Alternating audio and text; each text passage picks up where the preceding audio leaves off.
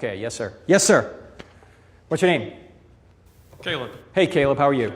Gentleman who asked the son question is my dad. Oh. Cliff over there. Hey, Dad. How you doing? So obviously he's a Christian, and I'm not quite sure what I am. I've had a constant kind of struggle my whole life with what I believe, but so I'm not well versed in or chaptered in the Bible.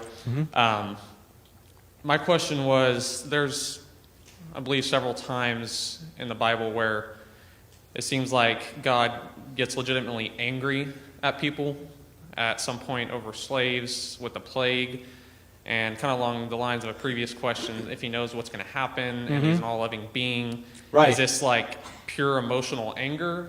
Or, I mean, he should have expected it, so is it excellent just question. unemotional reaction? Or Yeah, it's an excellent question, Caleb. We need to remember, you stay there because we may interact a little bit. We need to remember that the Bible is written from an observer perspective.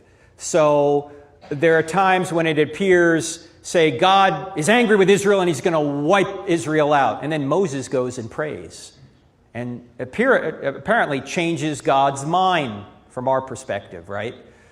But in reality, what's going on is that God always knew that Moses would pray, and he always knew that he would relent based on what Moses had done.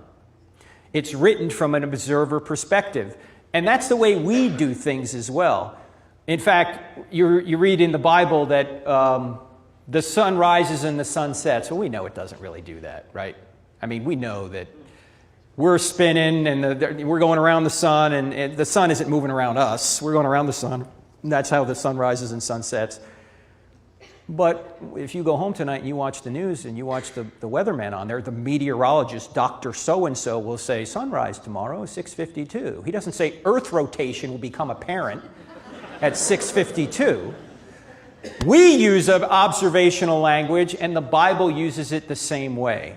So God is not changing, we're changing, and God is always angry with sin, and he's always pleased with trust in him. And what happens is we move from one aspect of God, wrath, when we're in sin, and then we move into grace when we trust in him for his free gift. It's like if you're riding a bike against the wind, you say the wind is against me. When you turn around and go the other way, you say the wind is for me. Who changed, the wind or you? You changed. Our interpretation of his reaction. Yes, the Bible is written from frequently an anthropomorphic perspective, our perspective, not necessarily God's. I appreciate it. All right, thank you so much, Caleb.